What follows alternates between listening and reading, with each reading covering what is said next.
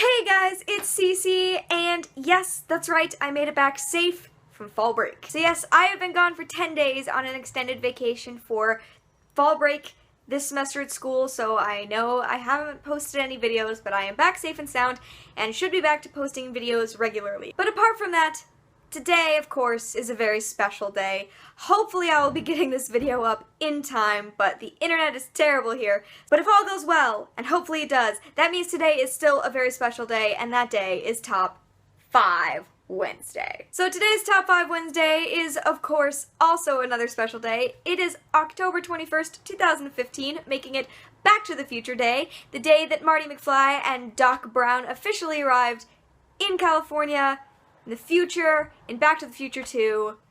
We've caught up with the timeline of Back to the Future, guys.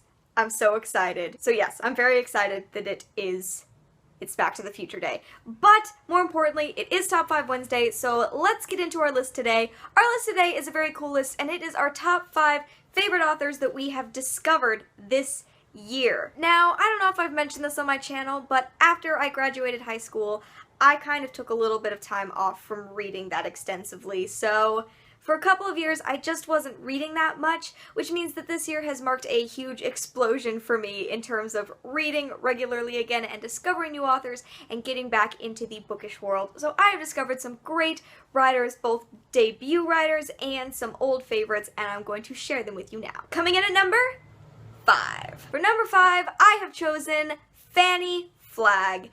I have only read one book by Fannie Flagg so far this year, and that book is Fried Green Tomatoes at the Whistle Stop Cafe, which I've mentioned a lot on this channel since I started doing videos, I know, but it's one of my favorites this year, so I had to give it a shout out.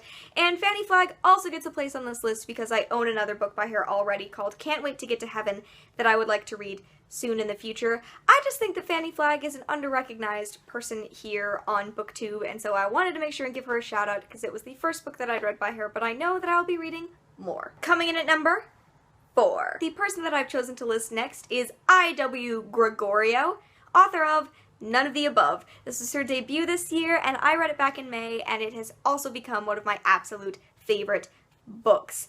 I.W. Gregorio is a really excellent writer. This is a great YA contemporary dealing with a very interesting topic that I think is really important in literature in general, but especially in YA contemporary, so I will definitely be reading whatever else I.W. Gregorio writes, because this was a very impressive debut. Coming in at number 3. So I'm kind of counting this one as a little bit of a cheat, but for the most part this is true. For number 3, I have chosen David Levithan.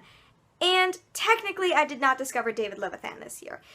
When I was back in junior high or so, around that time, I read his book, Boy Meets Boy, and I didn't really enjoy it, I didn't really connect to it, and it was sort of read and forgotten.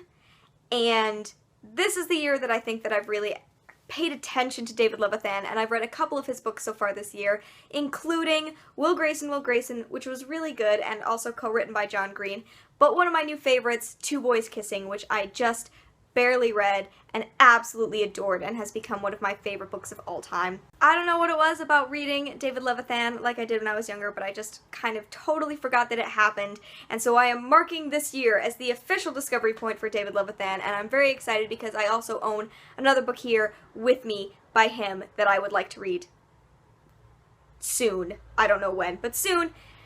So definitely David Levithan. Coming in at number 2. For number 2, I would like to list a big one here on BookTube, and that is Miss Sarah J Maas.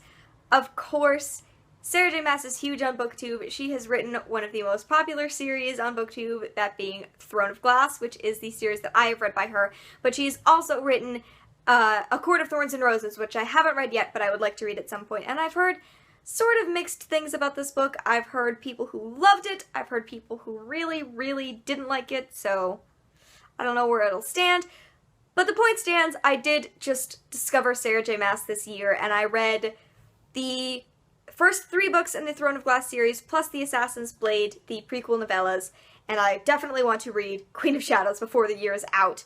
So I have just completely fallen in love with this series, and I think that Sarah J Maas writes her characters particularly well. She is praised for her character development, which I've heard some mixed things about in terms of Queen of Shadows as well, but as far as all the books I've read, her character development is amazing, and I love this series, and I'm definitely so excited that I discovered her this year. And finally, coming in at number 1. For number 1, I have chosen an author that I have read a bizarre amount by, frankly, this year, and also it is not a novelist, it is a person who primarily does graphic novels.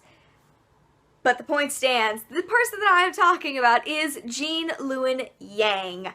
I have read a total of, I believe, six graphic novels by him this year, and I've absolutely loved all of them. So I'm just going to list the books that I've read by him this year, just to get that out of the way. So, first of all, I read the 3 Avatar comics that he wrote and that he worked on. So, those 3, I don't even remember their names. I think it's The Promise, The Search, and The Rift? Yes, The Promise, The Search, and The Rift, which were all amazing. I then read his 2 graphic novel collection, Boxers and Saints, which was absolutely phenomenal. And then just in August, I read American Born Chinese, which I can't wait to also get my own copy of because it was also incredible. Luen Yang writes great graphic novels. The art is really impressive. I love his style. I love the issues that he addresses, and I just completely have fallen in love with him, and I'm so glad I was looking him up, and he has some other books still that are out there for me to read, and I can't wait to get my hands on them because I've completely fallen in love with Luen Yang this year. So guys, that is it. That is my top 5 list for my top 5 authors I have discovered this year. I'm sure there might be a couple more that I get in at the end of this year. After all, it is only the end of October. I still have a couple of months left to read, and definitely some more books to discover. For example, I just read Vicious by V.E. Schwab a couple of weeks ago, and I definitely want to read more by V.E. Schwab because Vicious knocked me off my feet.